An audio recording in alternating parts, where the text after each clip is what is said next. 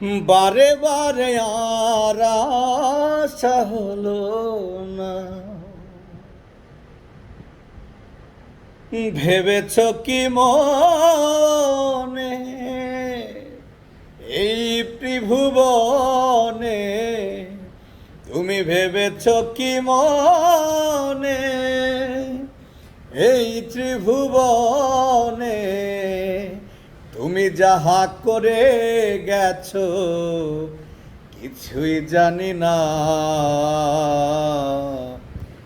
বারে বারে আর আশা হলো না। হ্যালো গাইস, আসসালামু আলাইকুম। সবাই কেমন আছেন? আপনাদেরকে নতুন একটি ভিডিওতে আবারও স্বাগতম।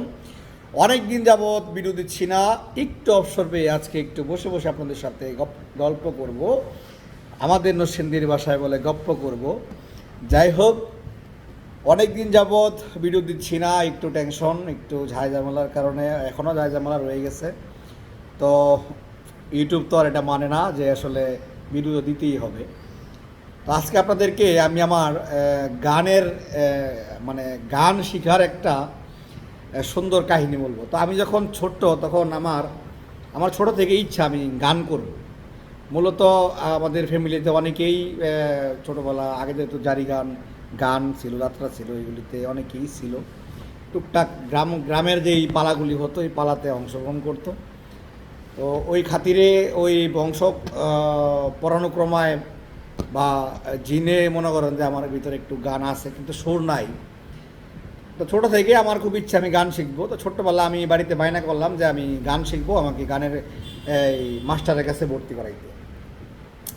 তো অনেক বলার পরে ছোট বাচ্চারা যখন বলে, বাবা মার তো একটা আউস থাকে যে না আমার বাচ্চা একটা করতেছে, তা আমার নিয়ে ভর্তি করছে আমাদের উদিসিতে। তাই আমি প্রথম দিন গেলাম।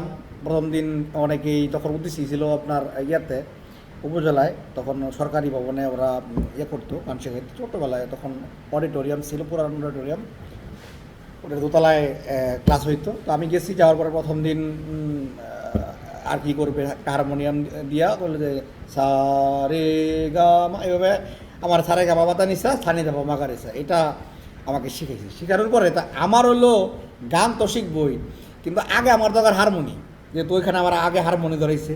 তো বাড়িতে এসে তো সেই কান্নাকাটি যে আমার হারমোনিয়াম লাগবো, আজকাই লাগবো, এভাবে অনেক কান্নাকাটি করছি।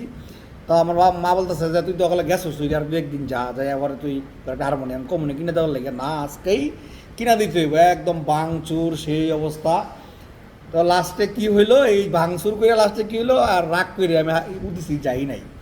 উদিসিত না যাওয়ার কারণে আমারই ক্ষতি হয়েছে, আমি তো যাইতে পারি নাই, গান শিখতে পারি নাই। তো আজকে বুঝি যে ওই সময় যদি একটু যাইতাম তাহলে আজকে হয়তো বা তাল লয় সুরটা একটু বুঝতাম, ভালো শিল্পীও হইতে পারতাম। যেহেতু অনেকেই বলে যে ভাই আপনার গলার কণ্ঠ ভালো, আমি জানি না কতটুকু ভালো, তবে অনেকের কাছ থেকে শুনি যে ভাই আপনি একটু রেওয়াজ করলে আপনার গলাটা অনেক ভালো হইতো সুর টুর নিয়ে করলে।